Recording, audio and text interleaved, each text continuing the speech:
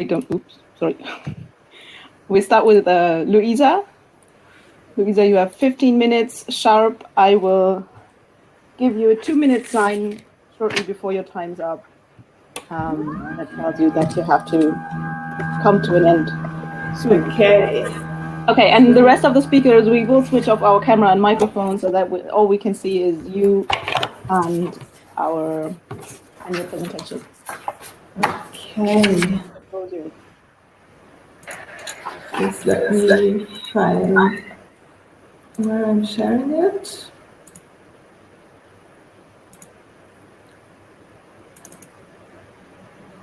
Okay. Eva, can you see it now? Okay, you can see it. See it.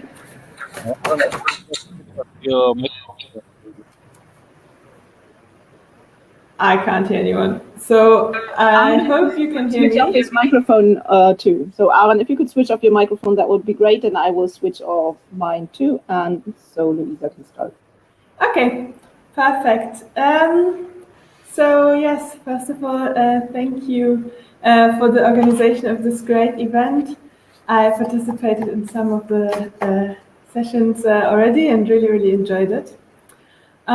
So I'm here today giving a talk which was prepared by myself, obviously, and my colleague Christina Dietz, who unfortunately couldn't be here today, but it's both our work I'm presenting here. So before I start, I think I want to sentences on our backgrounds, because I think we're a bit of outliers in this conference, as Christina and I don't exactly work on energy issues, but actually our research focus is on mining conflicts, mainly in the Global South. And what we are trying to do recently is to kind of bring this kind of research results and expertise on mining conflicts into the whole debate around energy justice, particularly in using the concept of just energy transitions.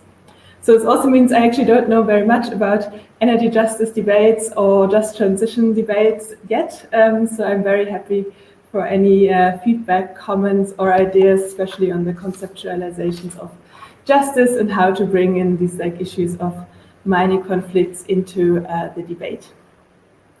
Okay, so our starting point is the concept of just energy transition, which is an emerging concept in the debate around energy justice, and can be understood as a normative and analytical concept that brings together trade union claims to just transition with environmental and social movement-based claims to climate, environmental, and energy justice.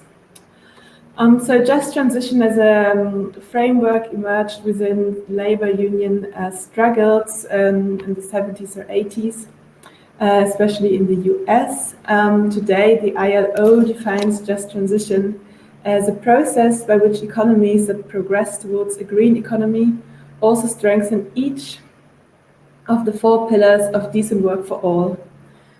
Recently, it has been picked up in the energy justice debate, where just transitions are kind of defined more broadly as a fair and equitable process of moving towards a post-carbon society. And Macaulay and Heffron argue that this could be a means to bring together energy justice with the debates around climate and environmental justice. So we kind of think there are 2 research gaps in the current debate around just energy transition.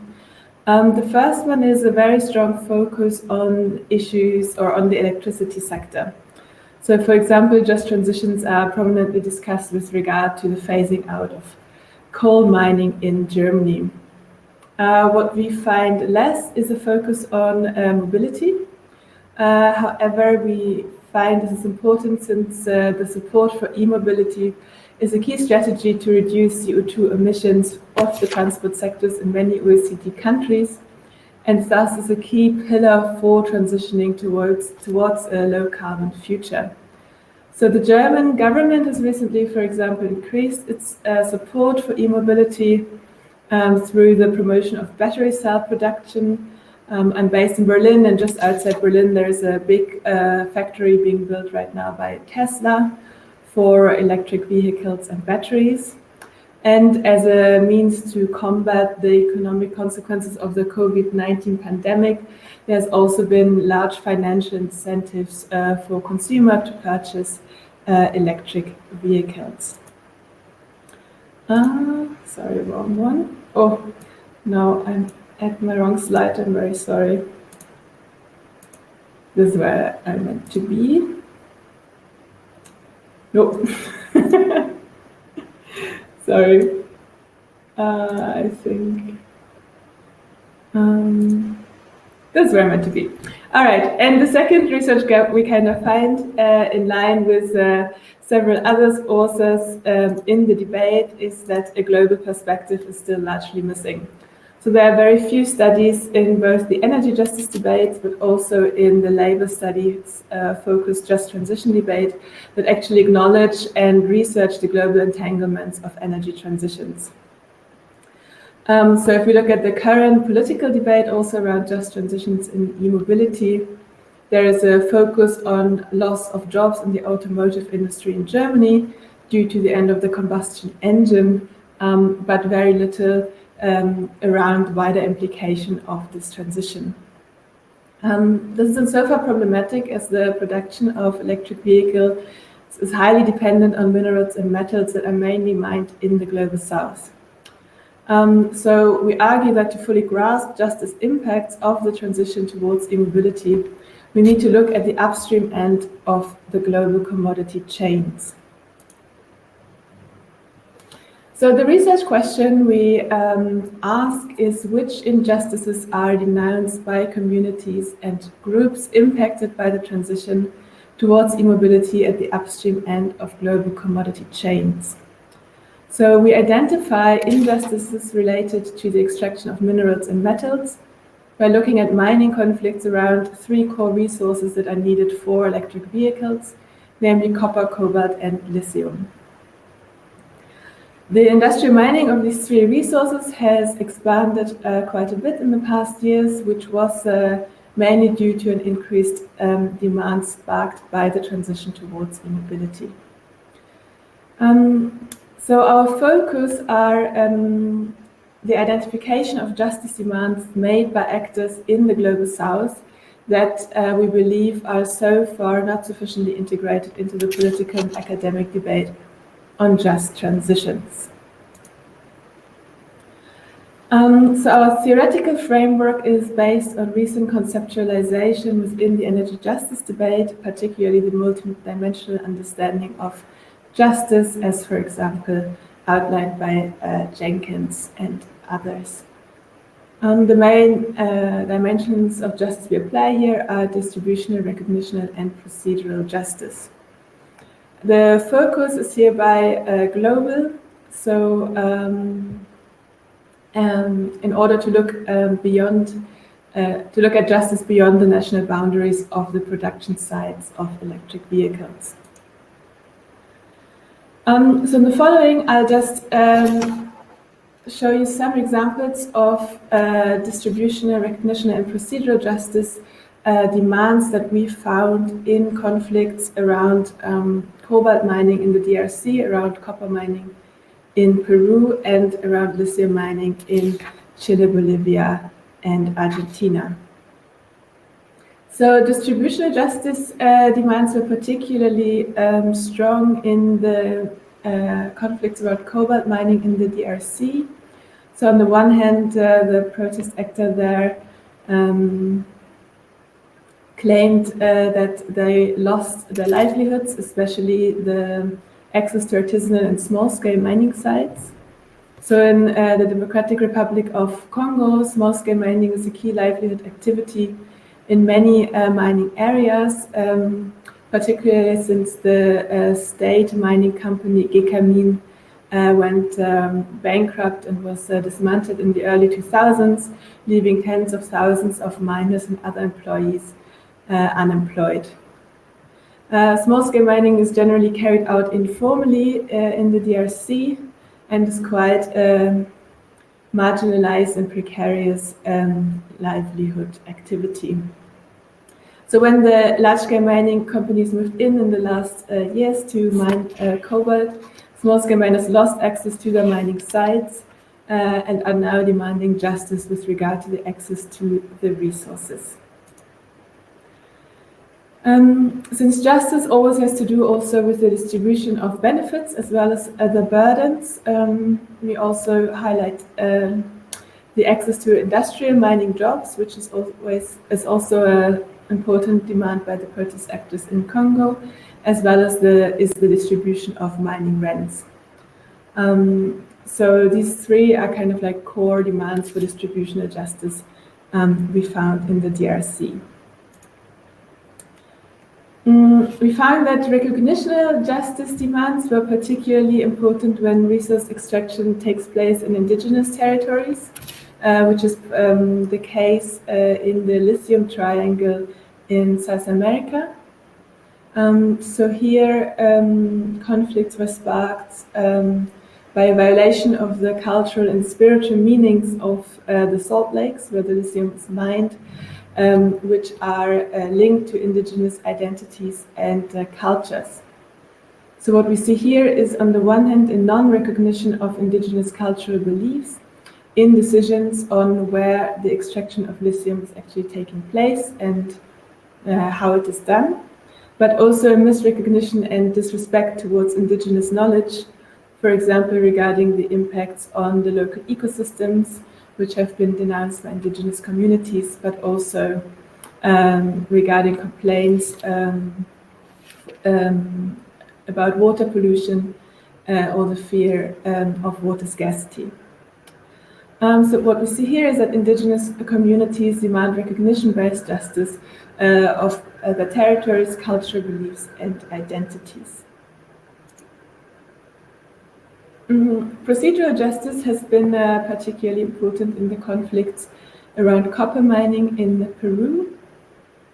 So in Peru, the approval of mining projects is centralized in the national government, as is the case for many countries around the world, actually. And it's based on an environmental impact assessment report. So that means that participation arenas are set up in relation to this technical document. Civil society actors can participate, but usually only present non-binding allegations, and sometimes can also express their views in public hearings. However, since this is always non-binding and the realization of this participation mechanism is often quite poorly in Peru, the National Ombudsman actually stated that this feed the perception of citizens that the possibility to participate in the environmental assessment of projects is irrelevant, a mere formalism within an administrative procedure.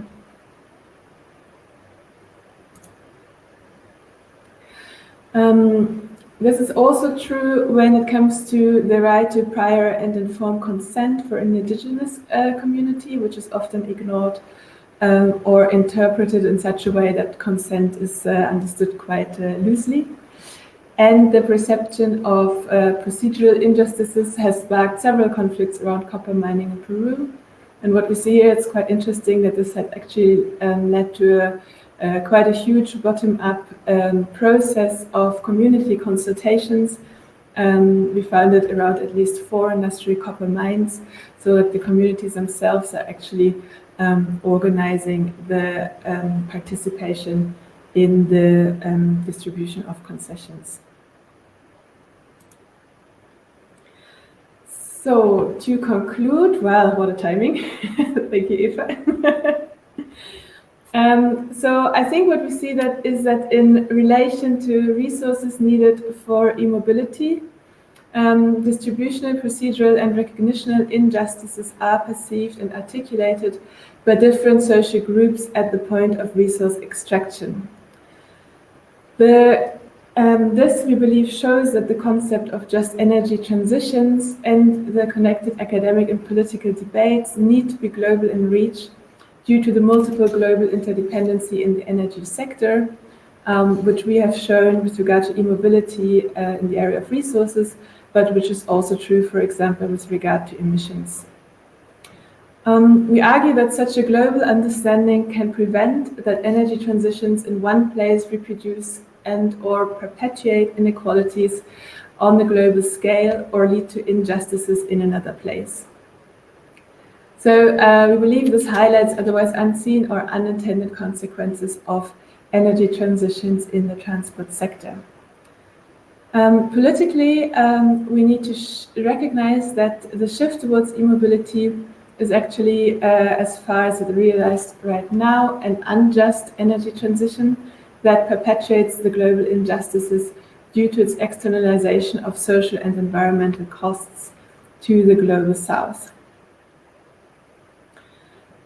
Justice demands made by actors in the global south with regard to the expansion of mining for the production of electric vehicles are so far excluded from policy debates in the global north. These are focusing around the mitigating injustices related to the loss of formal employment and on strengthening the German automotive industry. Other policies focus mainly on securing access to critical resources, but do not highlight justice issues. So we believe that the political debate around just energy transition needs to be broadened to account for justice demands by actors in the global south. This includes distributional justice demands around informal labor, livelihoods, and employment in the mining sector. And here especially issues around informal employment have been largely neglected by the union movement. It also includes recognition of indigenous communities, their values and cultures and knowledge, and true participation in decision-making processes on extraction. So we also believe that in order to remedy these injustices, we need to tackle the underlying causes of this. So we believe that the model of individual mobility based on cars as a whole needs to be challenged and not just the transition towards e-mobility, and that we need a radical new proposals for a just energy transition of the transport sector. Thank you very much. Thank you very much for your presentation. Everybody is very welcome to write in the chat on the right-hand side. As people probably need a bit more time, I start myself with a question. Nice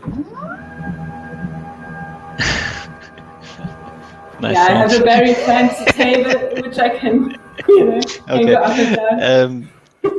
I was just wondering, I want to ask something about the normative remarks. In the end, they describe what is to do, but could you also say something about how, like the strategies, like how is it possible to strengthen global perspectives in debates in the global north, for example, in the debate about electromobility in Germany? Or do you see some potential for example, transnational strategies of social movements, or is there anything you can comment on these strategy questions? Yeah, I mean, I think on the one hand, I would say that demands that we also see here in Germany by kind of the more like the radical edge maybe of the environmental movements, which explicitly say that like e-mobility doesn't really help us on our way to like a just transition, but what we actually need is kind of going away from individual automobility. And I think this, despite it not being explicitly global, but I actually think it's quite a valid approach to tackle this, because in the end we kind of just like need to come to a mode of transportation that needs less resources. So I think this is one way to go. Another way, what we're seeing at the moment is that, particularly in Germany, there's a strong movement towards, I'm not quite sure what the English term is, to have a law on company responsibilities along commodity chains. So I think this has been recently proposed by the government. However, now German companies are only responsible for kind of the next step in the commodity chain. So when you're building cars in Stuttgart and your car parts come from the Netherlands, then you as a German company need to guarantee that there have been no human rights violations in the Netherlands. But I think in what we can see, like in the transport sector quite clearly, the problem does not lie in the Netherlands, but at the kind of like upstream end of the commodity chain. So I think here what we kind of need is an expansion of this principle of responsibility of companies. There are now a few questions in the chat. I'll read out at least 3, I think. So you might take notes, or you can always read them yourself. In chat, you probably don't have to write them. First question is about the dimension of recognition. And the question is this really only an issue of indigenous communities? What about somewhere else, for example, Democratic Republic in Congo? The second question is on the methods you used, like what kind of methods did you use and how did you collect data? That's and then a theoretical question or analytical, how did you distinguish between the dimensions of justice and the potential overlap? I suggest probably when you had to mix your data with the theoretical dimensions. That's probably the question. How do you fit them in? And the last question from Patrick, could electromobility ever be just in the global north? I think we leave it with here and then we take the next ones. Yes, okay. The question about the recognition of justice. Yes, thank you, Ludger. No, I mean, what we showed here was just because of the 15 minutes that Eva told me I had to speak, was just like exemplary. I think, however, recognition of justice is particularly prominent whenever indigenous communities are involved. In the DRC, it plays a role, but it is a lot less prominent actually, and there has more to do with ethnical identities and kind of like being recognized as sons of the soil, they sometimes say, and then kind of like the demands then are that based on their autochthon status, they should have better access to the jobs provided by mining companies, for example. So it's actually quite different to what we see in Latin America, so very different ways in which recognition of justice is demanded there. The research methods and data collection. Yes, thank you, Konrad. Yes, I mean, this is secondary data actually we are working with. So it's literature, it's particularly in Latin America, you have quite good data sets that are compiled by observatories for human rights, for example. Christina and I both work on gold mining conflicts. So this is where we have our primary empirical data in Colombia and Senegal, but obviously this doesn't quite add up with the point on the just transition in the transport sector we want to make. So this is why we work with secondary data on these issues. The distinguishing between the dimensions of justice, yes, we are also a bit struggling with it, and we are, I think, not quite set if this is really the best theoretical approach to make our point. We're like still trying it out a little bit.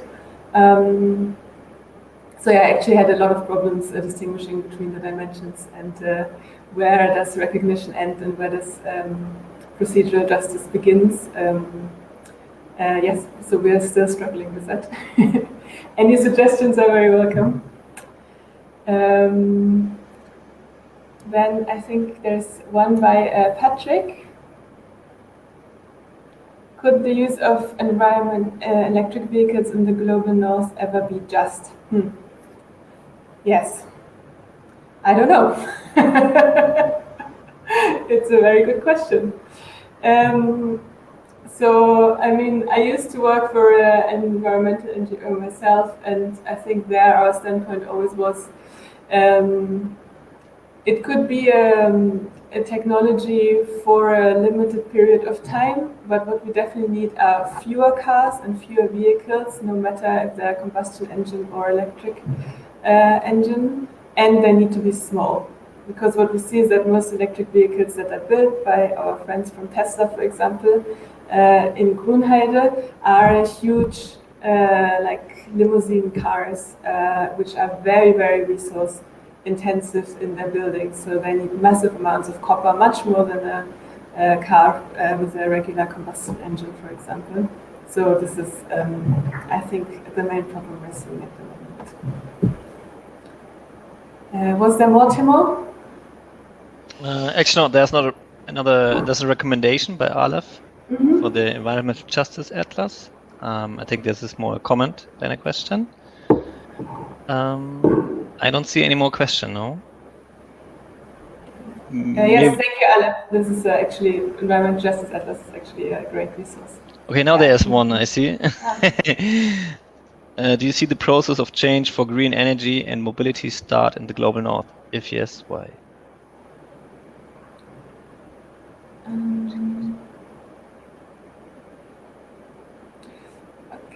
Yeah, I mean, it's a good question, Sarah, thank you.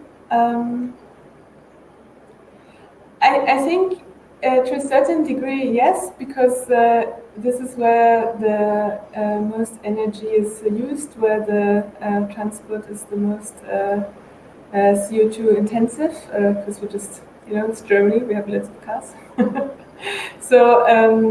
So I think actually if we want to have a major change globally, then the global north definitely needs to change and go ahead with having a less CO2 intensive transport sector. And this is not to say that the global south doesn't have to play their part, of course, but I see the primary responsibility to contribute to a just transition at the moment in countries of the global north.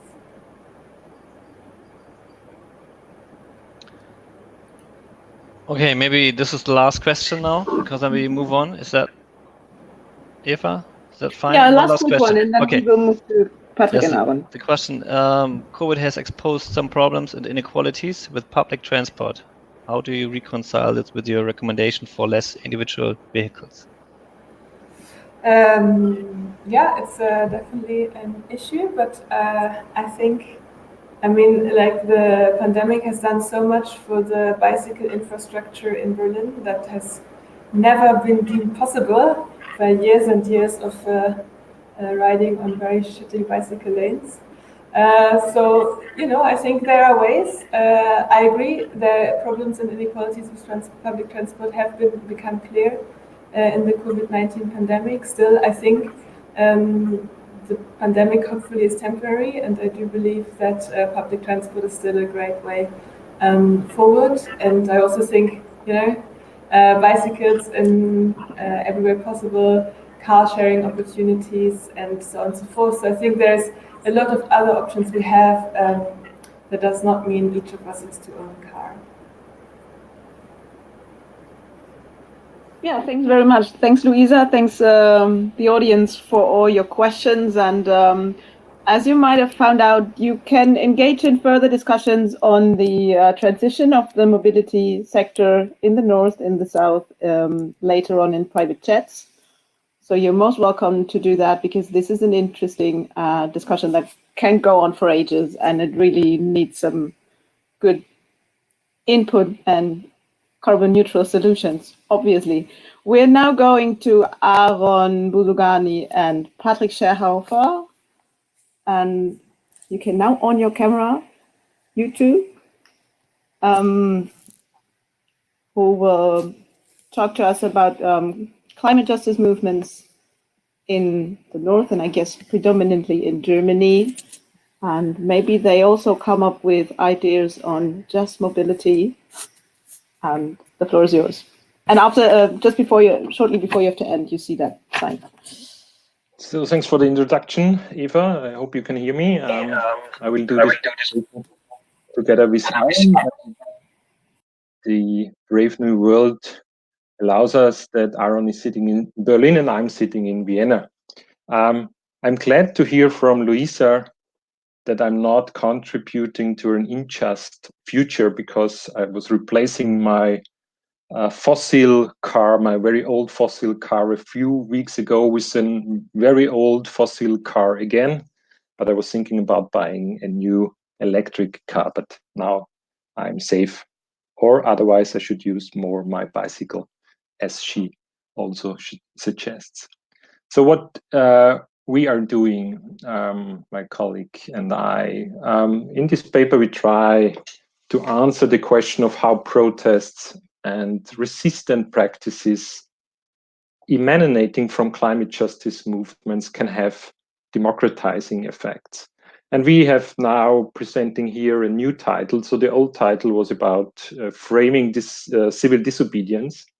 And we expanded our scope to now to different levels of deliberation and democratization, because otherwise our research would be very limited to only parts of the movement. We have decided to expand our scope. So this is very much research in progress, so we love to receive comments from you and the audience. I hope many of you enjoyed the keynote speech on Monday by Benjamin Sovakol, and he said an interesting thing. He said that his colleague from SPRU, from his university or his department, Andy Sterling, would argue that any important change or transformation in history was invoked by social movements, and not by science and not by technology and nor by political leaders. So hence, as these movements are growing and growing, I think there is hope that the future will lead to some kind of transformation. So let me begin with a more nicer future outlook. So our starting points, we start with Peter Bernal, and he argued in 2012 that climate change is a threat to democracy. So our question is how these movements contribute to this threat, or how they could even contribute to more democratization. So we will conduct a comparative case study design looking at Fridays for Future, looking at Ende Gelände, and looking at Extinction Rebellion Germany. So we look at the civil society side of deliberative democracy and not how deliberative politics take place. And what we also want to do, we want to compare their repertoires of knowledge practices, as Donatella Della Porta and Pavan argued in their paper in 2017.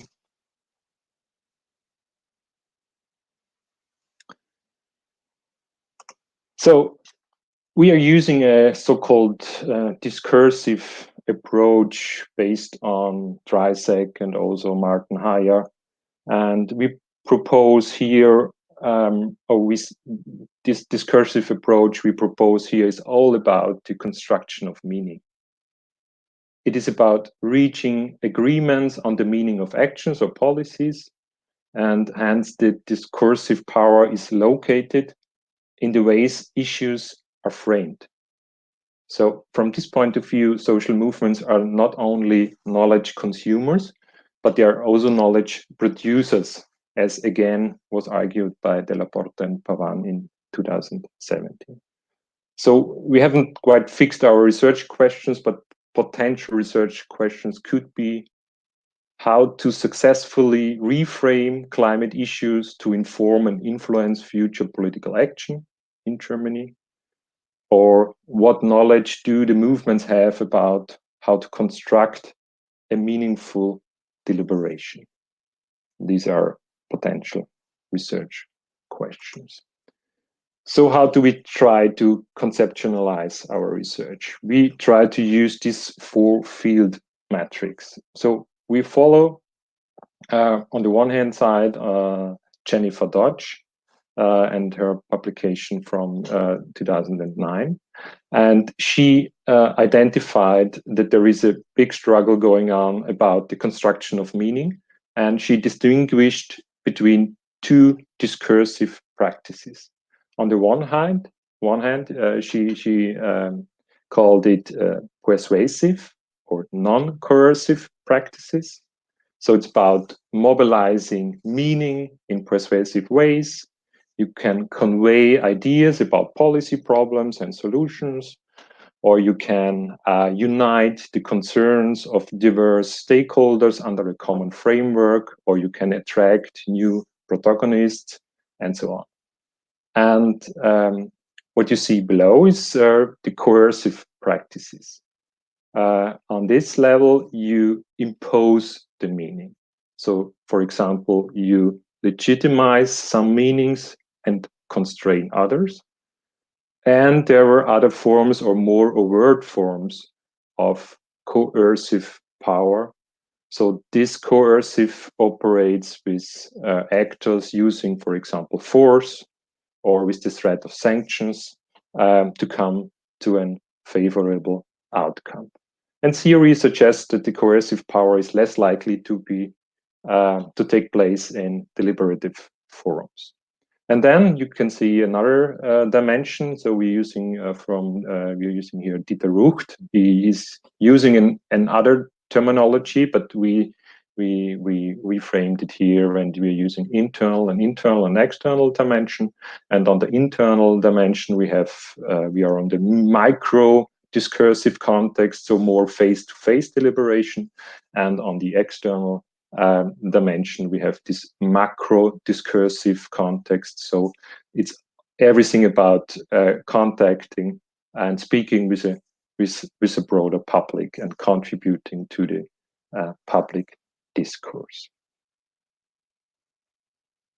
The data we will use, it's things very common way in how to investigate and conceptualize such an empirical case study.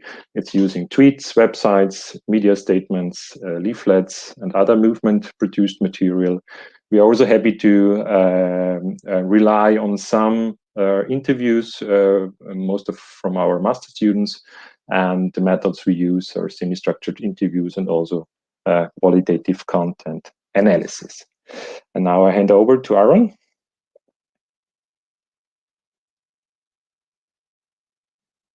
I think we can't hear you, Aaron. Okay. Oh, thanks. So hello from my side as well. So my task is here basically to fill in this 2x2, which Patrick has showed you, to look at the coercive practices and the persuasive practices in the internal and external side. So this is basically what comes up to our comparison. If we look at the external dimension, we have one discussion on the external dimension. So this is the dimension which goes outside. We have a shift. So we see a shift in discourse from climate change crisis to climate emergency. So this is very, very strong in the discourse of Fridays for Future and of Ende Gelände. I think you have witnessed that in the last 2 years, and this is paired in all of the cases with a very, very strong and very uncritical, in our view, discourse on trust in scientific evidence. So it's this vox scientifica is really, really very strong, and basically it's not taking any glimpse at all those critical voices which saying that science and scientific evidence are also very much constructed. But this is the main message. You remember this placards and discourses which you have seen in the last 2 years. Trust in science is a very, very unifying and strong point of these three movements. Of course, then there is this comes very, very fast also to the main point of contestation, which is the fossil fuel based business model of of the capitalist world we are all living in. And this is also a very, very important point, at least for Fridays for Future and Ende Gelände in their discourses. And another point of contestation is this discourse of environmental modernization, which is of course very, very strong. We're talking about German activism, so environmental modernization is a very strong discourse in Germany, of course also in the EU, but in Germany you also can sort of feel how it's sort of reshuffled and born again. And this is also a very important point of contestation where these movements are going against. And then this is another point which we have recently started looking at more closely. This is basically the third point with what XR is calling for. Their call for mini publics, for citizen assemblies, and basically to open up the political process, to democratize it via citizen assemblies like they were carried out in France, the UK, Scotland, and Ireland, and this is how this deliberative democracy is basically coming into the calls of these movements. So this is the external dimension, so what they bring to the outside, but there is also, of course, also an internal dimension to this. So this means how they organize themselves and how the power structures within these organizations are to be seen. And here we have the chance to look to yes, thank you, I saw it, to look at also interview data, and we see basically very highly professionalized organizations, very complex and also very inclusive coordination.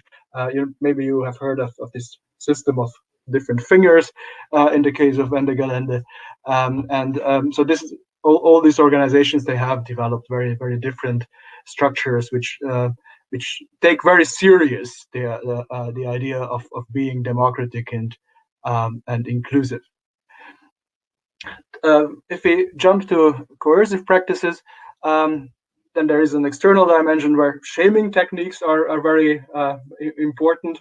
This is used by everyone. Acts of civil disobedience are, of course, something which is very prominent. It's basically prominent in all the three organizations. But if you consider not going to school as an act of civil disobedience, but the more serious acts of civil disobedience are seen with Ende Gelände and XR. And of course, there is also here an internal dimension, which is basically a very well organized, so if we want to say so, system of information provision. All these groups are very, very knowledgeable about their view in the media, and they want to keep the power over information, and they restrict access to information in many ways. Okay, I should jump apparently to the conclusions. The democratization. So basically, what we are looking here at is the democratization through climate justice movements. And I think the important point is here that there is a prefigurative aspect to this. So all these organizations not only claim to be to have democracy in energy issues, but they try to prefiguratively also already live this in their internal discussions. So what we find here is that persuasive practices dominate. So this is in particular related to the external dimension, and the use of coercive practices are more relevant in face-to-face deliberation. So basically, this is where we are now. Our aspect or our take on this is to look at the knowledge production in these organizations and try to see how internal and external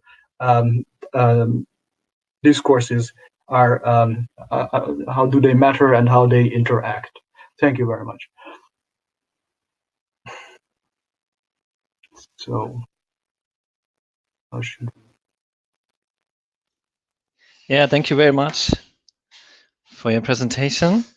And everybody, again, is welcome to write questions in the chat. And I start with one. So everybody has time to write. Maybe you could just explain a bit more your link between the way of knowledge production to the way of social movements democratize society. Maybe you could just explain a bit more. Patrick? Yeah. Then our presentation wasn't as clear as we supposed it should be, but because it's the same side of the same coin. They are producing knowledge and in an internal dimension, also an external dimension, how to use some forms of deliberative democracy, and so this is the link. Yeah, nothing more. Yeah. If you have a very narrow definition of knowledge integration or knowledge production stemming from, let me say, policy science, practice interfaces or so on, or how we contribute to interdisciplinarity and so on, then there's another literature strength.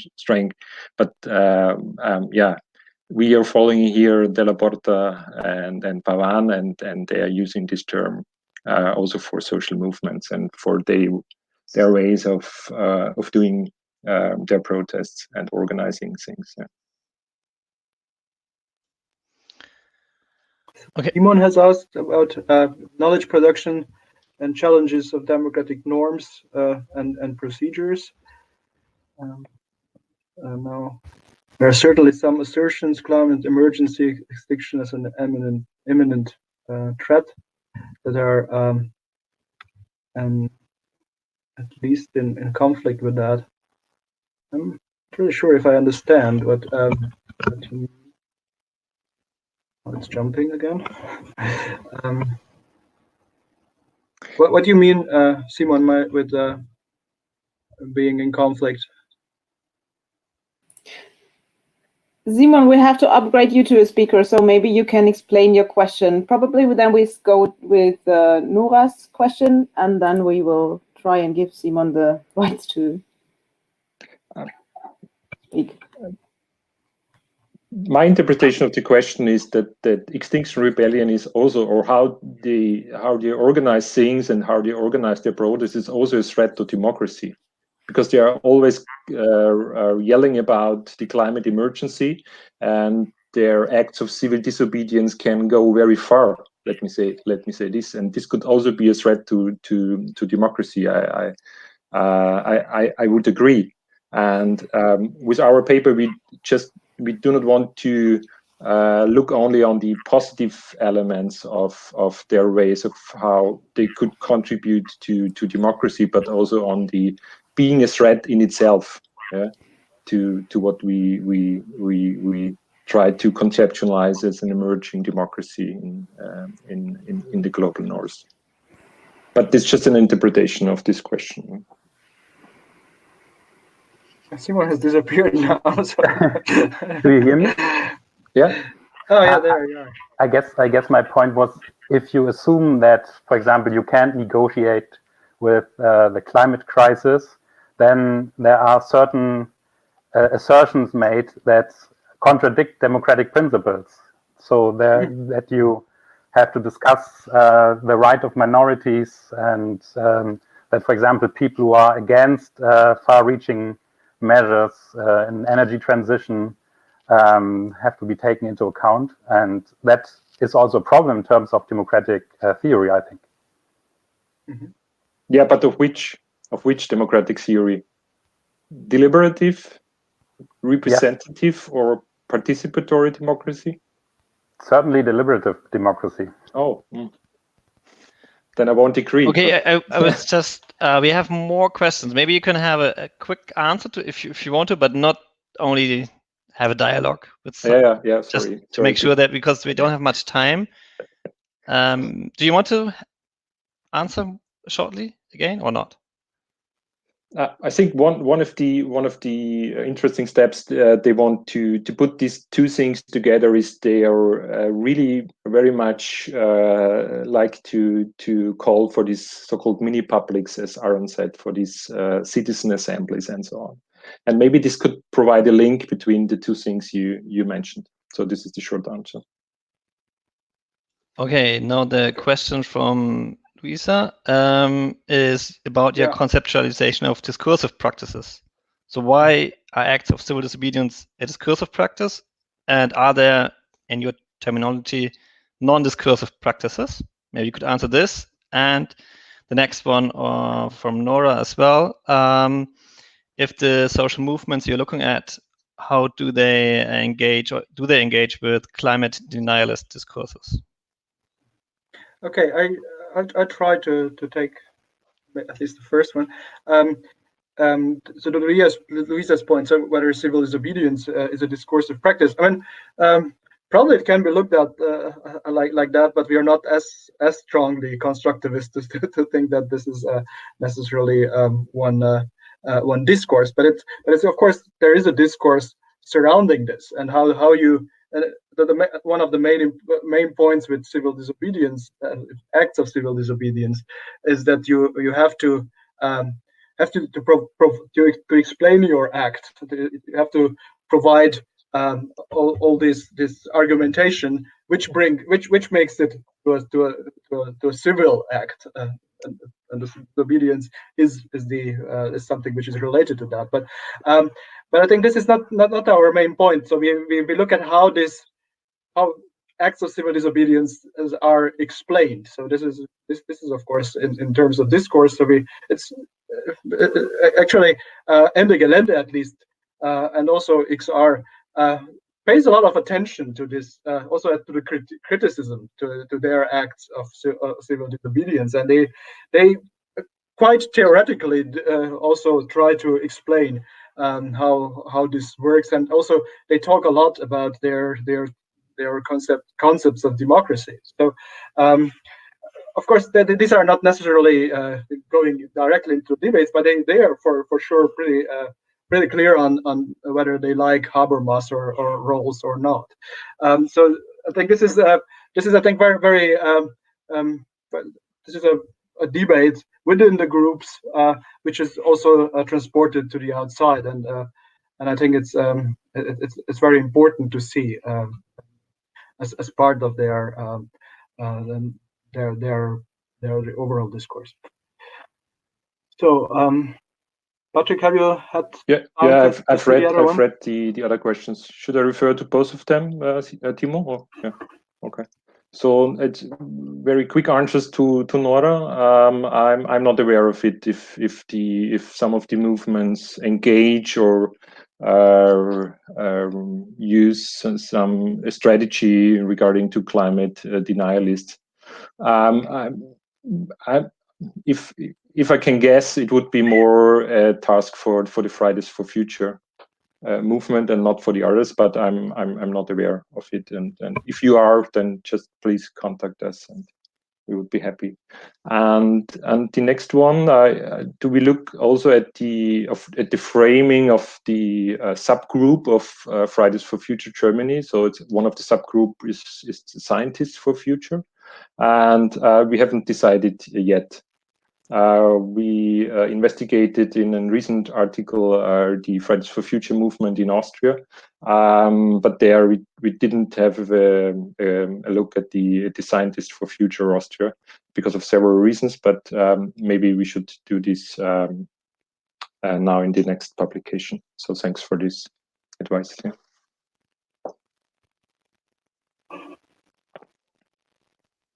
Are there any questions? We would have time for one more, I'd say.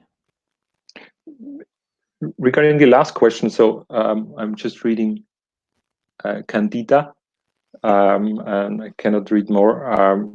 do you think they are using different framings of, or do they have a different perception of science? So Fridays for Future and the Scientists for Future, that I would be interested in.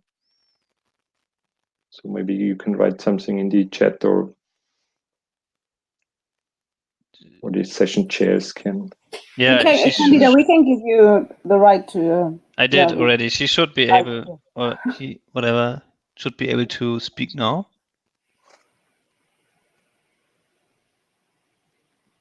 Yeah, but maybe you can just, you know, write emails or meet in the lobby afterwards if it's not working now. Okay. Okay. Yeah. Thank you. Okay. Yeah.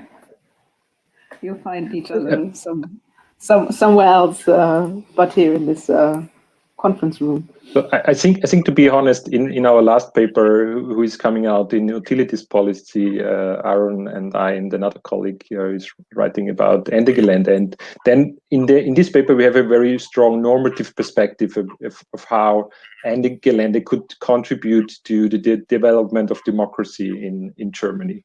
And the reviewers were heavily criticizing us about this normative perspective, and now in this next one we try to balance a little bit more our view on these social movements, and also saying they're using coercive practices and they're not only trying to convince people in a persuasive way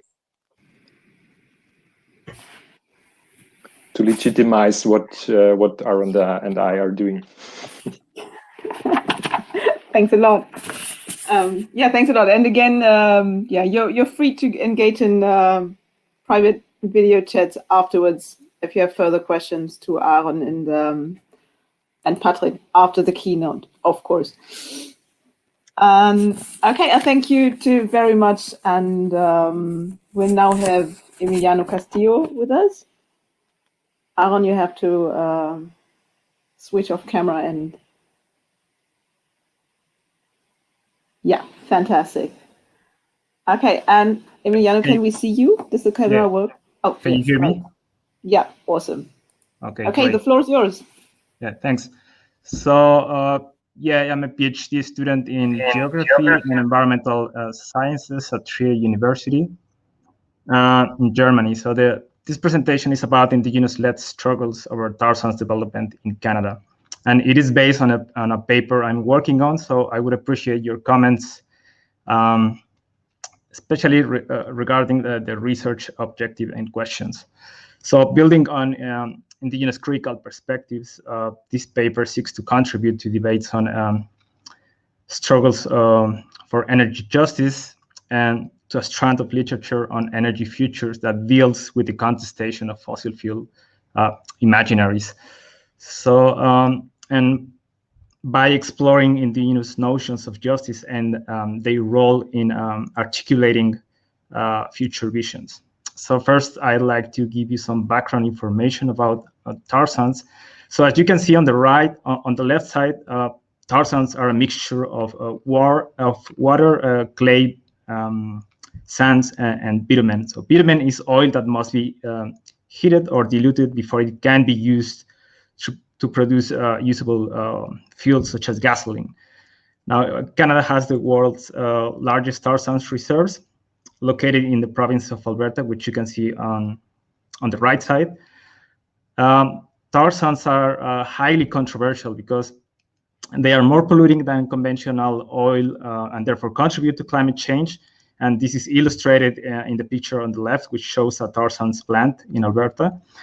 And they also lead to deforestation and water pollution, as is illustrated in the picture on the right, which shows a mining site in Alberta. And tar sands also dispossess indigenous peoples from their lands and disproportionately expose them to environmental impacts and risks. And they lead to conflicts between indigenous communities, the Canadian state, and oil companies. So now let's have a look at this map, which shows the major proposed tar sands and shale gas pipeline projects across Canada, which are designed to meet the energy demands of the United States and China. So for this paper, I focus on the Trans Mountain Pipeline Project, or TMX, in the province of British Columbia, which you can see in green blue in the top left corner of the map. So this is a pipeline owned by the Canadian government, which will carry oil from Alberta to British Columbia, and then it will be exported to the United States and potentially China. So the conflict over this pipeline is illustrative of how the Canadian state produces and reproduces different injustices and deepens its reliance on fossil fuel infrastructure. And more importantly, of how some indigenous communities and indigenous-led groups are imagining and producing alternative future visions. So this is socially relevant because fossil fuel energy systems, which are central to our everyday life, significantly contribute to climate change and intensify inequalities and threaten ecosystems. Indigenous peoples across the world are leading the fight against further fossil fuel extraction, given that their lands are occupied by energy development projects. In the context of COVID-19, Canada suspended environmental regulations on fossil fuel development and thereby delaying the transition towards or away from fossil fuels. Now let's turn our attention to Canada's dominant energy vision, which predominantly rests on the assumption that tar sands extraction is necessary for promoting economic development, creating jobs, and protecting the environment. So this vision is reflected in the following quotes. So the first one is from Canada's former finance minister, and about the TMX, and shows how Canada, based on future projections of job creation, frames the TMX as a project of national interest. The second is from Canada's Prime Minister Trudeau, and it is based on the assumption that technological developments make tar sands sustainable. And the third one from Alberta's Premier conveys the notion that resource extraction is the only possible way for indigenous communities to overcome poverty. And the key point here is that Canada restricts the discussion around the TMX to economic growth and job issues. It encourages tar sands expansion despite its negative impacts and risks, and it deems a fossil fuel future desirable and inevitable, while undermining the possibilities for building others. So here the TMX reflects and shapes this fossil fuel future that locks Canada in a unidirectional future energy future pathway. So now I'd like to draw your attention to this map, which shows the TMX pipeline route and the location of some of the communities that also called First Nations, who have legally challenged these projects. Here I would like to make some important observations. There are different views on these projects between and within communities that depend on multiple factors and that change over time and according to specific situations. In some cases, small groups of people within a community forge alliance with environmental groups to oppose the TMX. In this paper, I focus on two communities / groups, namely the Tiny House Warriors and the Tsleil-Waututh Nation Sacred Trust Initiative, which have played a leading role in the fight against this pipeline and have explicitly and openly articulated more radical visions of the future. So these visions are reflected in the following quotes. So the first one is from a member of the Tsleil-Waututh Nation, and it reflects that tar sands development are rooted in colonial legacies of land dispossession and environmental destruction. And it clearly expresses that the TMX is incompatible with indigenous futures. Now, the second one is highlights the interconnections of indigenous peoples with non-human nature. So in this case, the TMX poses a risk to resident whale killers, which have a deep cultural meaning for many indigenous communities. And the third one reflects how indigenous communities and groups assert jurisdiction over their traditional territories and seek to develop community-led renewable energy projects. So to summarize, these indigenous notions or visions of the future are include but are not limited to indigenous self-determination, intergenerational justice, revitalizing indigenous cultures, justice between human and non-human nature, ending racism, white supremacy, and gender violence. So overall, it's about dismantling the power relations underpinning fossil fuel development. And here I like to emphasize 3 points. First, this energy justice and energy futures theoretical frameworks are often unable to address the historical and ongoing injustices experienced by indigenous communities. Why? Because these understandings of the indigenous understandings of justice are emerged from within a specific context and relations, and are rooted in diverse narratives, governance structures, legal norms, everyday practices, and lived experiences. So second, these such understandings extend beyond Canada's notions of justice, which is restricted to financial compensation for environmental damages, the implementation of environmental mitigation measures based on the assumption that technology and Western hegemonic scientific knowledge will prevent, for example, oil spills. And third, this contrary to the Western notion of time, many indigenous communities conceive the past, the present, and the future as closely interconnected. So drawing on their histories of resistance and survival, these communities inform their present practices and envision a range of multiple potential futures. So this is particularly relevant because the imposition of the Western vision of the future has been instrumental in justifying the removal of indigenous peoples from their lands and marginalizing their knowledges in energy decision-making. So the key point to bear in mind here is that resistance to tar sands pipeline brings to the fore fundamental questions such as justice for whom and what energy futures are desirable and for whom. Now let's take a look at the research questions. How do these communities and groups frame justice in their struggles over tar sands development? And by that, I mean the Tiny House Warriors and the Tsleil-Waututh Nation Sacred Trust Initiative. And how do these communities / groups mobilize diverse framings of justice to articulate and attempt to materialize their future vision? So the intention behind these questions is to engage in discussions about possible pathways for dismantling the power structures and injustices associated with unconventional fossil fuel development and developing anti-colonial ways of organizing social life around energy. Now, this leads me to my research objective, which is to explore the production of indigenous future visions by examining multiple discursive framings of justice in struggles over the Trans Mountain Pipeline expansion in British Columbia, Canada. So to do so, I briefly describe Canada's dominant energy vision. Then I pay attention to how communities contest tar sands infrastructure by focusing on the injustices created and reproduced by them. And finally, I explain how pipeline opponents envision and attempt to materialize their future visions.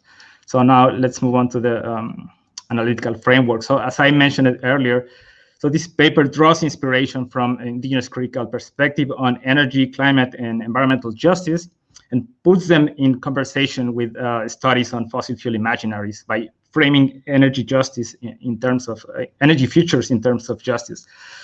So while recent work has paid attention to indigenous struggles for energy justice, and it has criticized like the techno-economic rationalities underpinning energy development, there are some gaps in the literature in energy justice and energy futures that this paper aims to explore. So first, engaging with indigenous perspective unveils multiple and often neglected dimensions of justice in conflicts over fossil fuel development.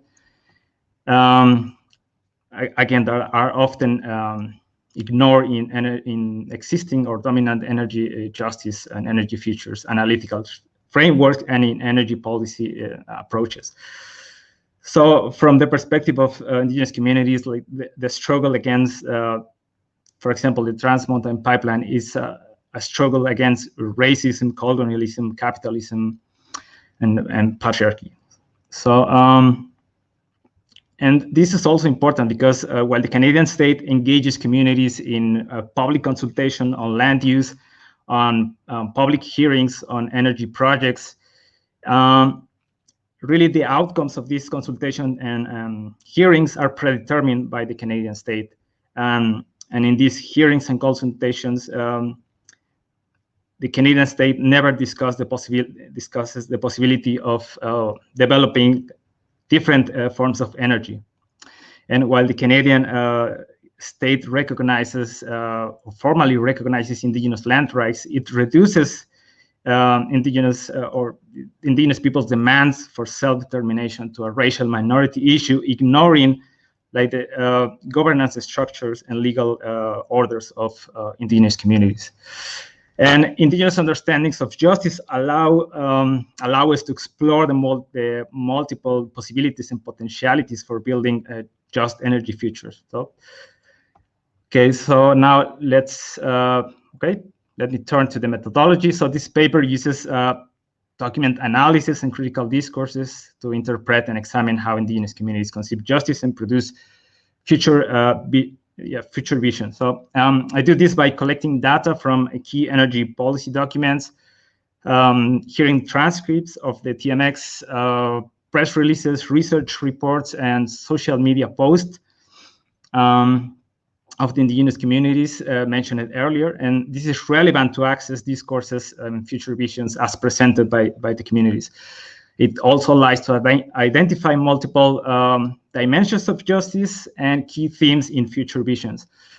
In addition, the critical discourse analysis is useful for interpreting indigenous framings of justice and analyzing how they are used to articulate future visions, and by placing them in broader historical context and in connection with Canada's dominant discourse around tar sands development. So to summarize, indigenous perspectives challenge existing energy justice and energy futures theoretical frameworks by exposing multiple dimensions of justice in these struggles over fossil fuel development. And indigenous notions of justice constitute a useful entry point to explore multiple possibilities for articulating and building just energy futures. So now let me finish with two questions for discussion. So the first one is, how can we understand justice in struggles over energy futures? And how can we conceptualize energy futures? So that brings me to the end of the presentation, and thank you for your attention. I'd be glad to answer any questions you might have.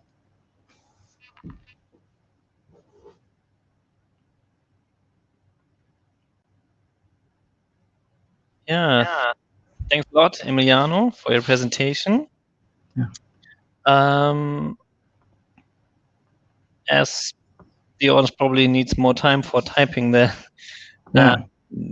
question, so maybe you could use the time in between for giving some. I guess you probably have already some first results regarding the energy futures you are analyzing. Just give some hints. What is your basic results? Well, again, this is a work in progress, and for example, let me check what is the name of in this slide. Yeah, so based on the collection and analysis of different documents and digital media, these are some of the key themes that have emerged. For example, that indigenous notions of justice are related to address like the colonial legacies of land dispossession and racism. It's also about making the connections between fossil fuel development and violence against indigenous women and girls. It's also about the connections between indigenous communities and non-human nature, for example, in this case of the resident whale killer, which has a cultural meaning and a spiritual meaning for some of these communities. So when they oppose to tar sands pipeline projects, all of these issues are at the core of their opposition. So it's not only about the pipeline development. So it is really rooted in long-standing conflicts over land and what land means to indigenous communities. So I see this question. So what may reparative and restorative energy justice look like for indigenous communities you are studying? Well, that's a good question, but I think that some of the main issue here is that I avoid to provide, or I don't provide a definition of indigenous justice or indigenous issues of the future, because that would be imposing a definition. They have to define their own futures and their own conceptions of justice. And another problem is that some of the main ideas of justice or procedures to address injustices are or take place within the political, institutional, and ideological frameworks of the settler state or the Canadian state. And that really restricts the discussion about what energy or what justice means for indigenous people. So I don't know that off the top of my head, but I would be critical of some of these notions, because they have to be rooted in indigenous governance structures. Right? And it is also about the problem with the recognition of indigenous sovereignty, because it is the Canadian state recognizes indigenous land rights, but under the terms of the settler states. So that does not allow communities to really being sovereign, because they are not only communities, they are nations. And Canada has not really engaged in meaningful consultation and dialogue with many of these communities. Okay, do you see the next question? There's the one by Becca. She asks, do you think it's significant that the tar sands are located in Alberta and the indigenous residents is in British Columbia? Does this have implications for the struggle? Mm-hmm. Maybe you could answer this. Yes, it does have, because again, these are not only local projects, these are transnational projects that are affecting indigenous communities in different provinces in Canada, but also other marginalized communities, for example, in the United States and in other parts of the world, because as I pointed out, these are export-oriented tar sands projects.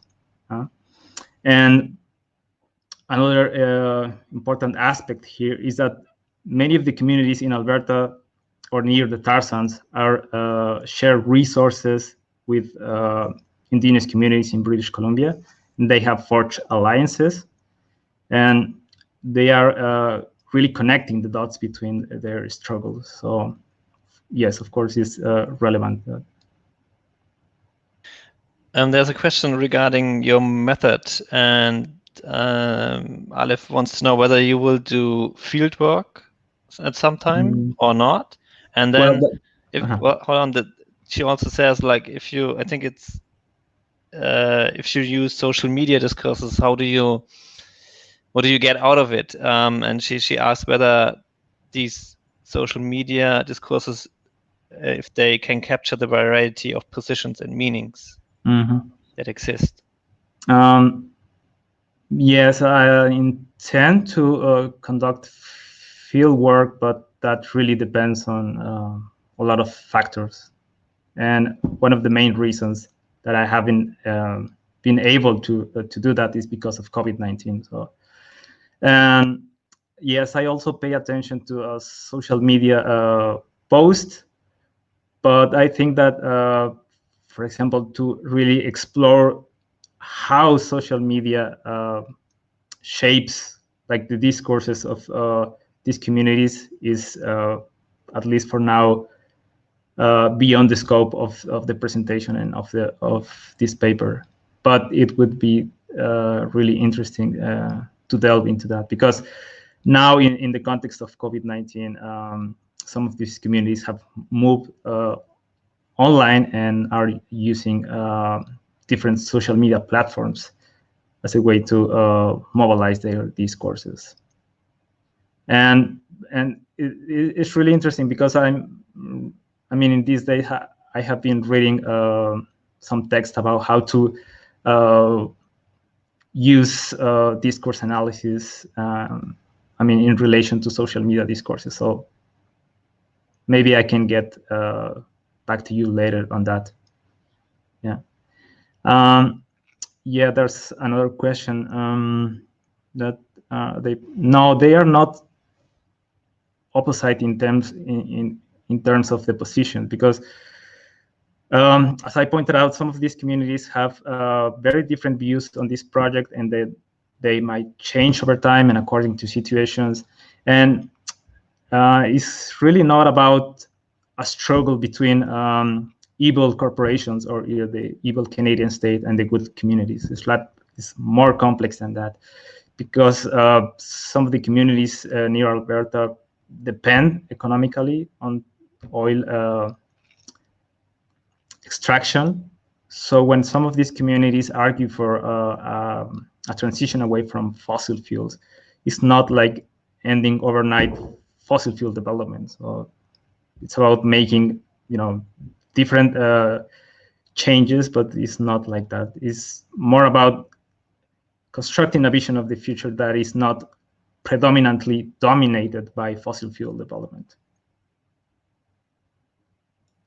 There's a question regarding the spatial level that indigenous communities refer to. And the question is, do they rather frame tar sands as a local problem regarding the direct negative effects, or also as a global issue contributing to climate change?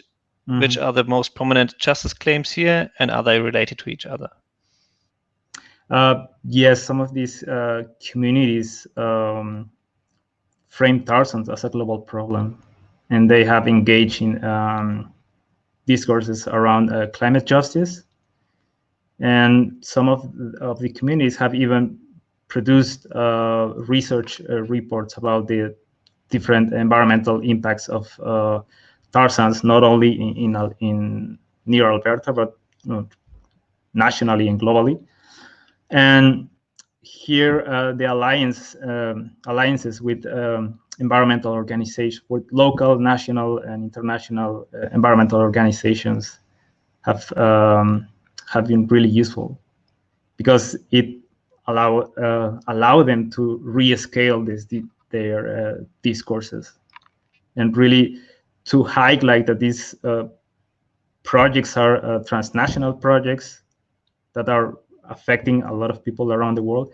And here I like to point out that they have even criticized some of the major financiers of tar sands development, and some of these are located in Europe. So there's even a tar sands campaign or group based in the UK that deals with these issues.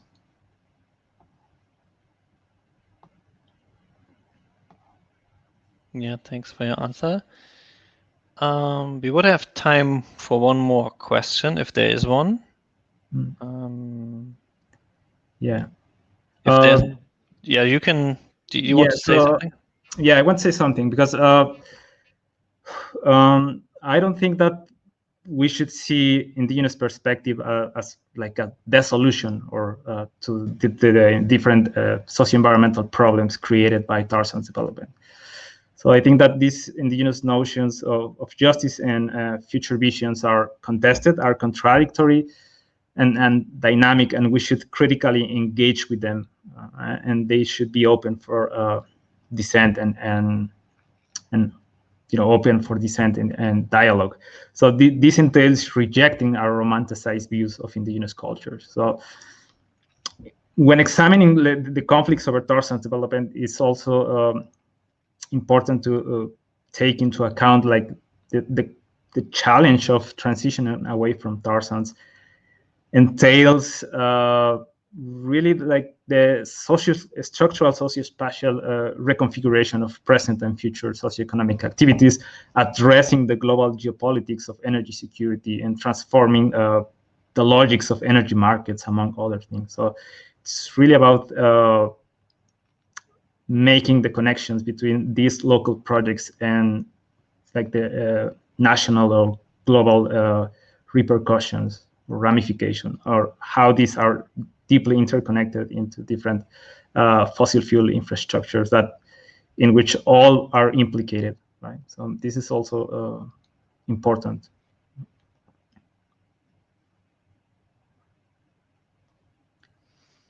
Okay, thanks a lot, Emiliano. Yeah. And we move on, right?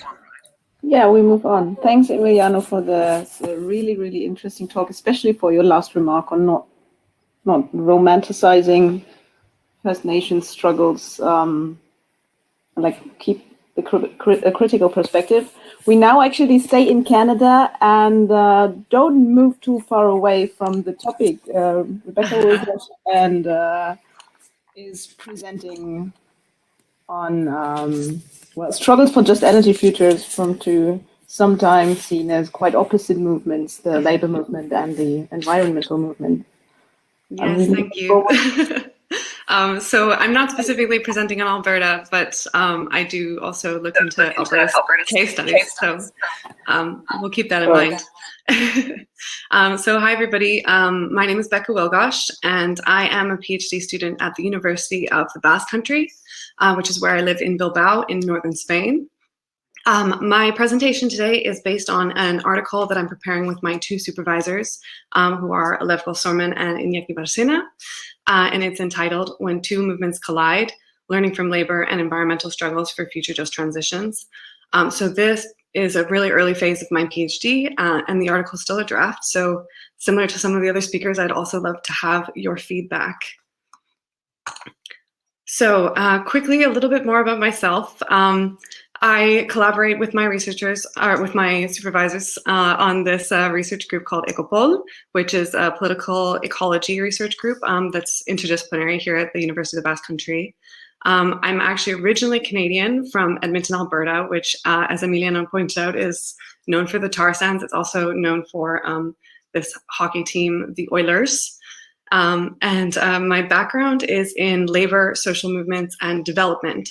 So I think that the labor perspective is something that can bring new insights to environmental justice and that has been relatively underexplored to date.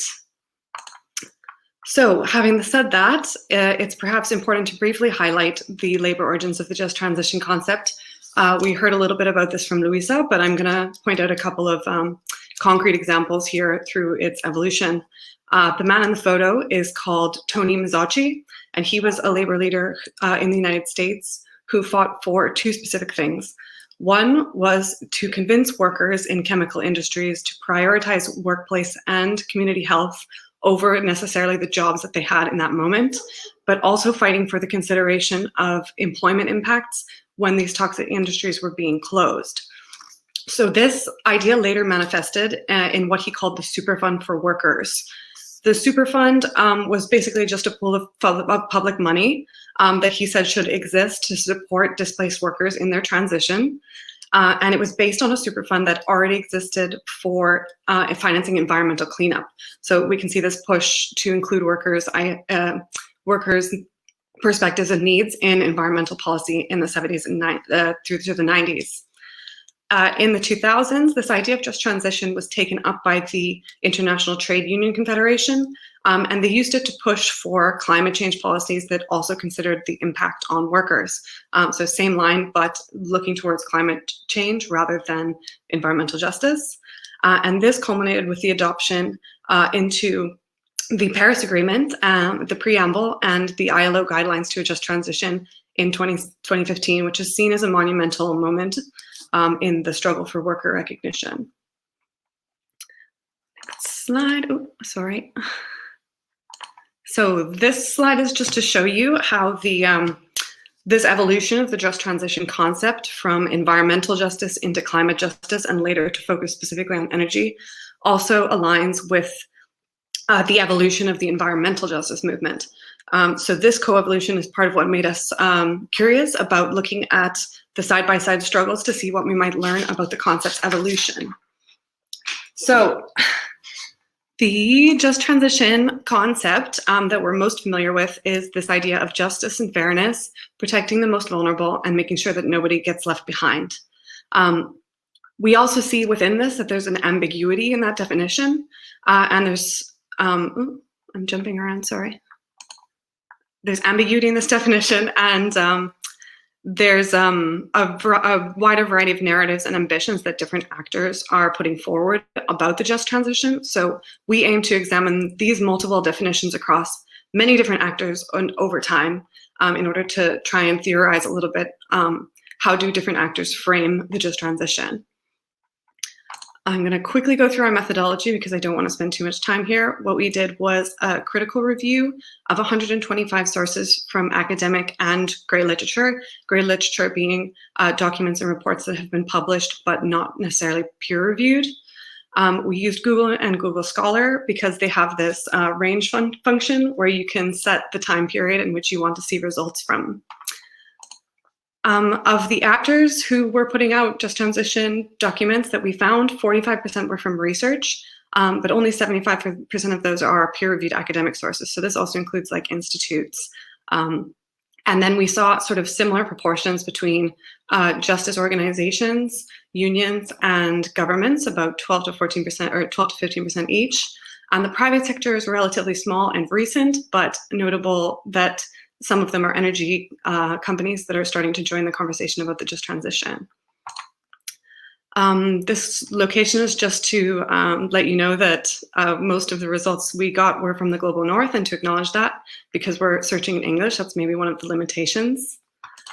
And in terms of the date that most of these publications came out, you can see that pre-1990, before the just transition concept, there's really nothing. And what I'd like to point out is this explosion that we get following 2015. Everything above this orange block is post-2015, and as you can see, the final column represents only 2 years, whereas the others are full decades. So this is a relative expansion very, very recently. We were also able to sort of verify this by looking at the Google Books Ngram, where you can see mentions of the just transition across books that were published. This unfortunately only goes to 2019, but you can see this little spike here happening about after 2015. Right, so moving on, before you panic and start reading everything on the slide, I'm going to walk you through it a little bit. So this is the theoretical framework that we synthesized using the common elements across the literature in both climate and environmental justice. That's this page, and we're going to go through labor studies next. It has a similar pattern. So from the work on climate and environmental justice, we have notably Nancy Fraser, who has been mentioned before in this panel, and she distinguishes between affirmative remedies for injustice and transformative remedies for injustice. The affirmative ones aiming at correcting inequities in outcomes without disturbing the underlying framework, whereas transformative remedies are aimed at addressing directly this underlying structural framework. So this is the key distinction that we focused on when we started to unpack the rest of the scholarly approaches to theorizing environmental justice and labor struggles. So first we see Jasanoff, who's talking very shortly after me, and she criticizes the top-down linear development strategies that attempt to implement technological solutions in a uniform way. And she calls instead for the empowerment of marginalized voices who are better able to determine how these transitions will fit into their local context. So in order to achieve that, we would have to basically reverse historical exclusion, and that makes this a transformative and structural challenge. And that's why we see social movements like Black Lives Matter calling for these exact types of structural changes. So approaches that simply compensate for losses, we've placed in a limited column because they make it so that permission to create negative impacts can be purchased or monetized. Whereas expansive climate justice should really remedy historical inequalities, like we just said, and the processes that create them. Similarly, if the energy transition is driven by profit incentives and economic growth, as it currently is, the logic of expansion and resource consumption must continue indefinitely. So recognizing the ecological limits of our planet would frame transformation instead as a moral imperative. And we can see this challenge of expansion also in calls to end the extractive relationship between global north and global south that is perpetuated by inequality, and to have this replaced by some radical ideas like living regenerative economies that serve people's needs And some examples of this could be alternative currency projects or transition towns. So from the labor studies side, we can also see how affirmative and transformative justice are mirrored.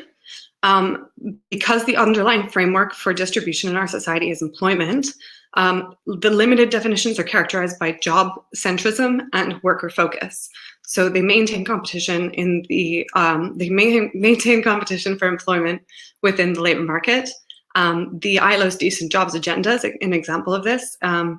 Working people's lives are included in the transition and managed through the creation of employment and social welfare systems without challenging those structures fundamentally. Stevis and Feli have theorized that this approach aligns with what's called business unionism. So this is when unions prioritize growth outcomes in order to secure greater benefits for their member workers. Let's contrast this now to the expansive side, where social unions, the opposite of business unions, are more aware that the broader political and economic conditions in society set the stage for working conditions. So they see inequality between workers based on race, gender, ability, and so on, as having the potential to undermine gains in labor rights. So they take on broader political issues and they promote cooperation and solidarity among all workers.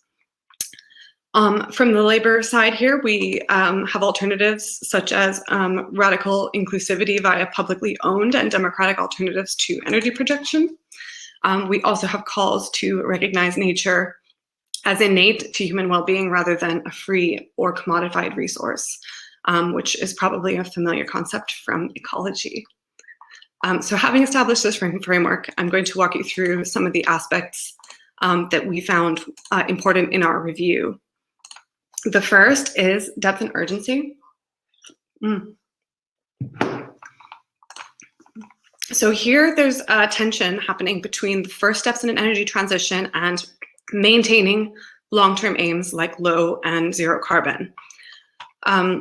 These transitions, as Sovakul noted in his keynote speech the other day, they take time and the steps are therefore incremental.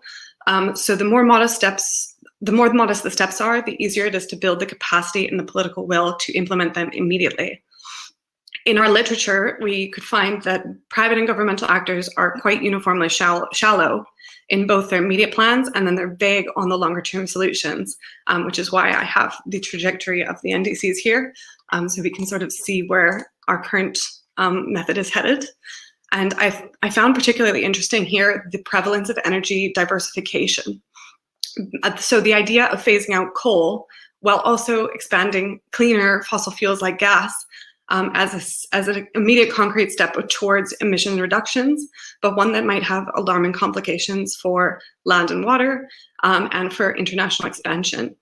So the Canadian Energy Resource Council, for example, says producing cleaner oil and gas will help garner public support in Canada for new infrastructure projects, while also renewing the reputation of Canadian oil and gas abroad. We can also see the same tension among unions and environmental groups. Some unions are reactionary in responding to immediate threats like plant closures, and they can overlook depth and long-term planning. Climate justice movements, on the other hand, have a bit more radical long-term visions. They talk more of post-carbon futures, but to quote the organization Labor Network for Sustainability, for those advocating deeper structural change, the formulation of immediate policy objectives can be problematic. So now we're going to look a little more at the who and the how of just transition inclusivity.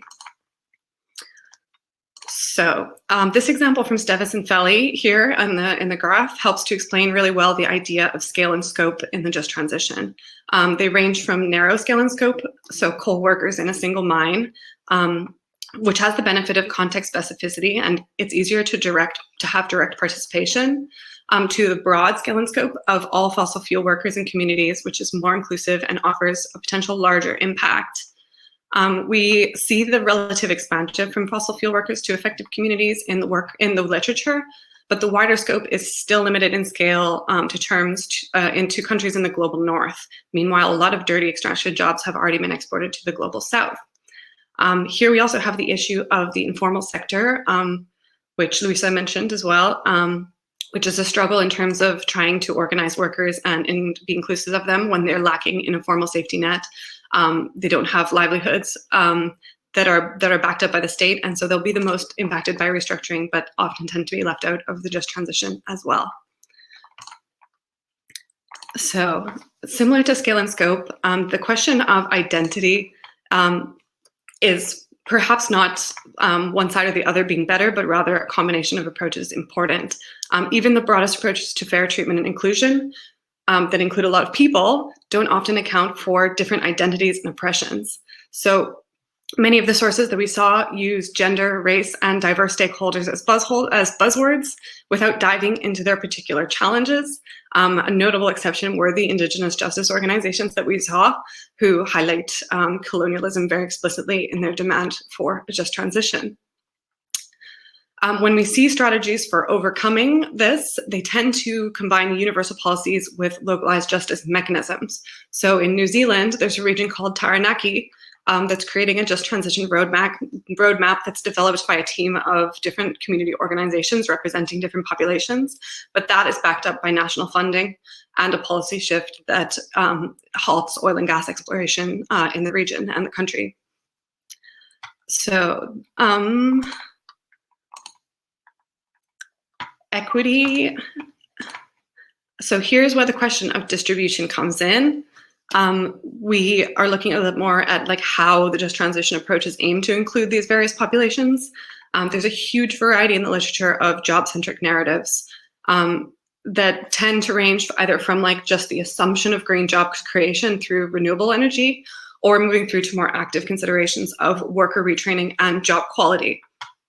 So the ILO's guidelines are a key influential document here. They have a two-pronged approach of the decent work agenda and strong, sustainable, and inclusive growth and development. This is a bit more expansive because it considers social protection and the rights at work and employment, but it doesn't challenge the underlying economic system of distribution. We also saw some expansion into the question of state intervention and management in the public sector. There's a union in the United Kingdom called Public and Commercial Services Union that calls for creation of a national service similar to the health service that would protect nature and employ people directly. Sorry, I'm gonna have to speed up a little bit here, guys. So briefly on participation, I wanna draw the distinction between stakeholder consultation, tripartitism, and direct democracy. Stakeholder consultation is a great way to learn what each of the different groups want, but they don't actually have power control in the mechanisms. Tripartitism is an old institutionalized system of trade union negotiation between workers, governments, and employers, which gives a bit more of a powerful voice to workers. But it also has limitations that I would love to go into if we would like to at the end here. Energy democracy takes us a step closer towards direct control. Energy municipalization, as we see through the Transnational Institute, is a good example of how societies can collectively take over the energy grid to implement their desired mix and go beyond market forces. I've obviously not beyond the boundary of the grid that they're controlling, but it's a step towards transformative justice. So the relationships between all of these factors that we're talking about here are not random, and we can see the patterns within political discourses about the just transition. So on this graph, we're presenting to you the who and how and the depth and scope. And as you can see, the transformative justice is not just a deep restructuring or universal inclusivity alone, but rather a combination that allows people to own and control the process of decarbonization. So we've got reactionary approaches that just go for problem solving. We've got the green growth types of narratives that have market incentives and include people through jobs. Green Keynesianism expands a little bit further, having more democratic participation and often corresponding with tripartite negotiation. And then we have, energy democracy having a bit more universal control and ownership, not necessarily more of an energy transition. And in the corner, green revolution or eco-socialism that basically calls for the complete upending of social relations. And what we've done is we've looked at a bunch of our sources and plotted them out on this graph based on the theoretical framework in order to see which sort of political discourses they're falling into. And so I'll make some of my key finding points here. You'll see that the large governmental actors and private sector actors tend to take relatively limited affirmative justice approaches. They tend to create new jobs and sometimes engage in both consultation or negotiation, resulting in approaches that range in terms of liberal democracy and market-based solutions with different levels of social protection. On the other end, we have the most transformative narratives coming from environmental organizations, particularly indigenous groups. They have lofty goals and address specific populations and specific needs through democratic ownership and control and alternative visions. But because of the limitations in scale and structural power, these approaches can lack immediate and concrete strategies. So labor occupies this middle space through tripartite unions, representing their workers' interests in negotiations for better distribution of economic growth. But it's important to see that these labor organizations are not uniformly defensive and reactionary. They're typically portrayed that way in the literature. So we found examples of unions taking on justice considerations with broader scope and more inclusive solutions like public management and energy democracy. So I think this is a promising direction because justice movements could benefit from the structural power that unions have in their relation to production. And the inclusion of workers' voices in policy formation, as we've seen at the beginning, is already a step towards more inclusive justice. So just to wrap things up here, this dynamic of inclusivity within social unions and the specific alliances that they make with environmental groups is what I'm aiming to take on in the next steps of my PhD project. And I will leave you with this quote: "The variety of just transition strategies reflects the underlying variety of societies and real life situations." So I hope that we've been able to shed some light on affirmative and transformative just transitions and their associated political discourses. Thank you.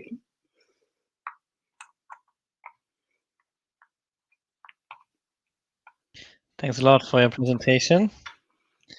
And everybody's again welcome to write questions in the chat. Maybe in the meantime, I was interested in that there's a clash between the image of the unions and what they actually say.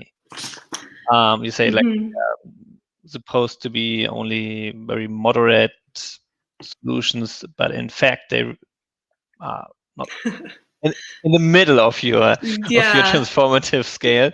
So how do you explain the difference between image and what you found in your research?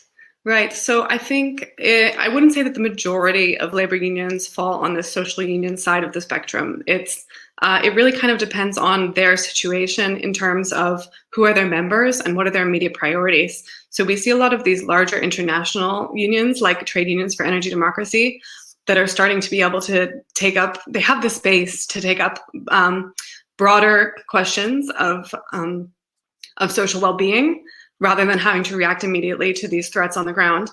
Of course, all of this has been a little bit disintegrated by attacks on trade union rights in different national contexts through the 80s and 90s. So this idea of social unionism is actually kind of old, but we're seeing a bit of a resurgence in it because of the idea of no jobs on a dead planet. Basically, we have to get our act together, and people are starting to take it seriously, including the trade unions. Okay, there's a question regarding what do you mean by workers? Do you also refer to engineers and architects, or do you refer mainly to so-called unskilled or low-skilled employees? So maybe you could clarify your definition of workers. That's a good question. I mean, I personally define workers as anyone who's a waged employee. So that would include the service class as well. But it's true that their jobs aren't necessarily directly in the line of fire in terms of the energy transition. And in fact, this is one of the big issues that we see unfolding in the debates, is the question of the jobs that are being destroyed are not necessarily at the same skill level as the jobs that are being created.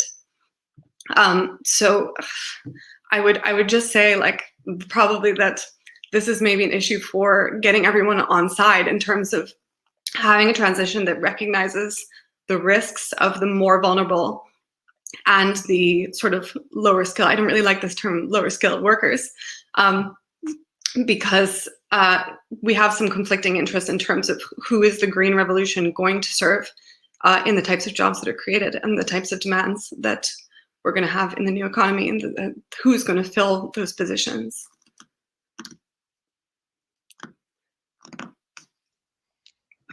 Okay.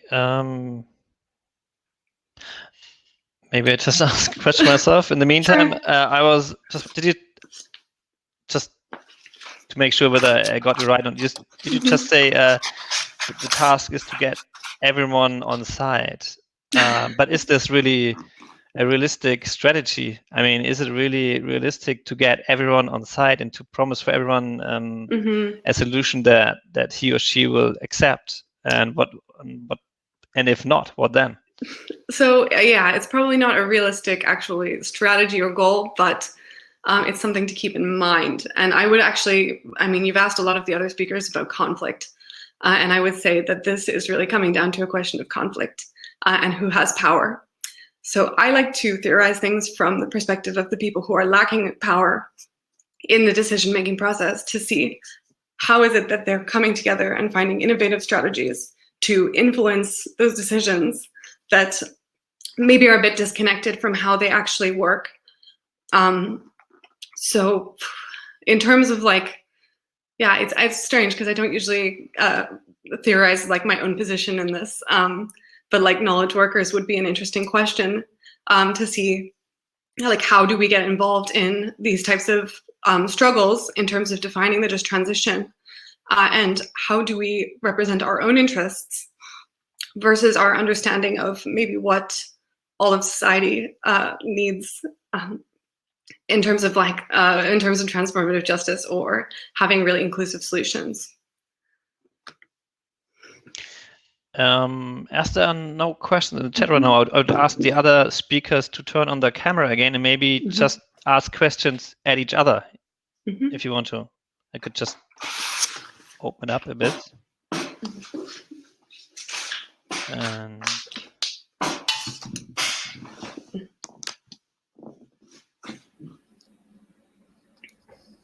hello. Hi, Lev. Hi. Maybe just to follow up on Becca's last point, I think maybe one common narrative might not be possible, but the objective of learning from this organized struggle of the labor movement is to actually give voice to those who often go unheard. Maybe there might be disparate voices, but at least it's going to give them an agenda to make their claims that oftentimes is made for them by top-down structures. I think that would be a good take-home lesson, where these two movements can bring in struggles that are kind of striving for a common name. No?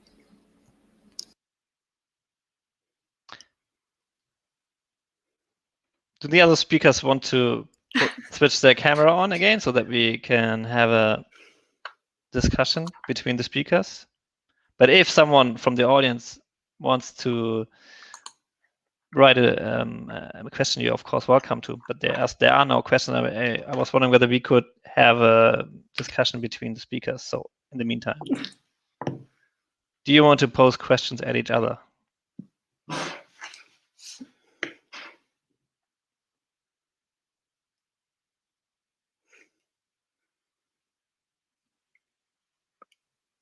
I want to have a break before Gila Chazanov is speaking, but I'm not sure if the others agree. Yeah, that's probably, yeah. I mean, like most of the audience has left basically, so probably that's why it's a bit, yeah. Yeah, I'd like to ask a question for Rebecca. Sure, yeah.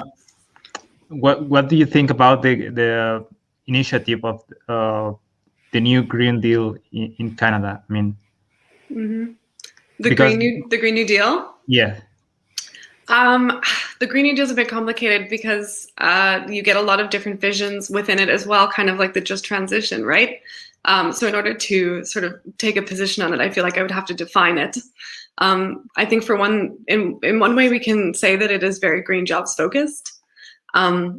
if it mirrors the the New Deal of the 1930s, then we could assume that a lot of it will have to do with public employment, financing from the government directly to workers, and that it would have maybe, hopefully, a better position on building up the welfare system and having a system that would support people regardless of what happens with employment, which would free us up to make tough decisions about which industries are important to maintain and which ones need to be closed. So in that sense, I think it's positive. I don't love that it doesn't break with the framing of jobs, because I think that in itself can be a limiting factor in how we imagine what's possible.